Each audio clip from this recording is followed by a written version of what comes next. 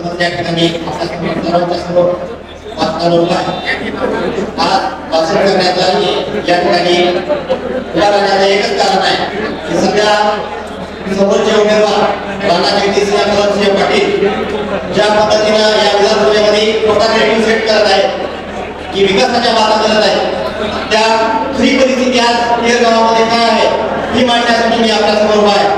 प्रथमतः राष्ट्रवादी काँग्रेस पक्षाचे सर्व मान्यवर, काँग्रेस पक्षाचे सर्व पक्षाचे पदाधिकारी मान्यवर आणि समोर जमलेल्या तमाम मतदार बंधू भगिनींनो, येणाऱ्या 20 तारखेला 1 नंबरचा बटन दाबून कुलदीप धीरज पाटील यांना आपल्याला प्रचंड असा बहुमताने विजय करायचा। त्याचं कारण असं की सध्या राज्यात होत असलेली हुकुमशाही आणि पक्षपुढापुढचं राजकारण आणि विकासाकडे केलेलं दुर्लक्ष आणि सामान्य माणसाला दिलेला त्रास यासाठी आपल्याला या ठिकाणी बदल करायचा आहे। मला महत्त्वाचं या ठिकाणी सांगायचं आहे, आमदार राणा जगदीशसिंह पाटील सांगतात की तुळजापूरचा विकास आम्ही करत आहोत, त्या ठिकाणी 4000 कोटीचा विकासासाठी निधी आणला, परंतु 40 वर्ष झालं गोलबाकाच्या मंदिराला पत्रे बदललं झालं नाही आणि आज हे विकासाच्या बाता मारतात।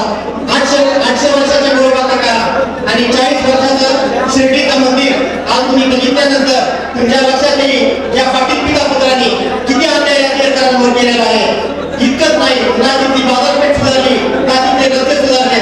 आज तुम्ही ते चिखली रस्त्याला जेव्हा जातात तेव्हा तुम्हाला बघायला मिळेल की त्या ठिकाणी कशा प्रकारे मोठमोठाले खड्डे झालेले पडलेले आणि त्या ठिकाणी कुठलाही विकास झालेला नाही।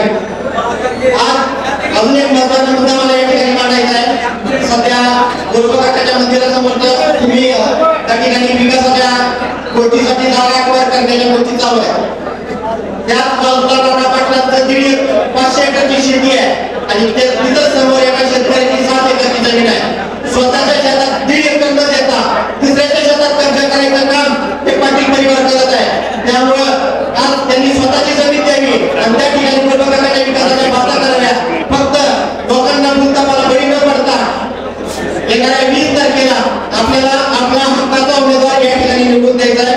मला दुसरा एक महत्त्वाचा विषय आहे की प्रत्येक भाषणामध्ये राणा पाटील सांगत आहेत की उजवा नावा कॅनलला आम्ही 3.5 कोटी रुपये मंजूर केले, परंतु महाविकास आघाडीच्या काळामध्ये जेव्हा ग्रामपंचायत आमच्या ताब्यामध्ये आली म्हणजे 7 सदस्य निवडून आले, पहिल्यांदा एवढं बहुमतानं आम्हाला लोकांनी त्या ठिकाणी करून दिला आणि 7 सदस्य निवडून दिले, तेव्हा बंद कॅनल म्हणजे बंद पाईपलाईन आमची 14 किलोमीटर उजवा कॅनल आणि डावा कॅनल 16 किलोमीटर अशी 11 वर्ष झालं हे आमची कॅनल बंद आहे आणि त्या ठिकाणी बंद पाईपलाईनद्वारे पाणी देण्याचा निर्णय राणा पाटलांनी घेतला होता आणि त्यासाठी 35 कोटी मंजूर केले होते।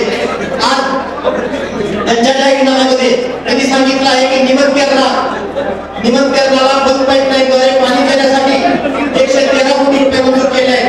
पाटील मला एवढंच सांगा की आपण त्या ठिकाणी 113 कोटी आणले, पण आपल्या गुत्तेदाराला 35 कोटीचा टेंडर देऊन रस्ता कन्स्ट्रक्शनला आज 15 वर्ष झालं बंद पाईपलाईन बंद आहे, ती का चालू झाली नाही आणि तुम्ही निमत केरळच्या गोष्टीच्या वादा करत आहात। आज बंद पाईपलाईन काढून झाल्यानंतर 3.5 कोटी रुपये निधी मी आदरणीय पाटील साहेबांच्या मागे लागून आदरणीय गोरे साहेबांसोबत पाठपुरावा करून आणला आणि त्या ठिकाणी तुम्ही जनतेने सांगितलं की हा निधी मी आणलाय।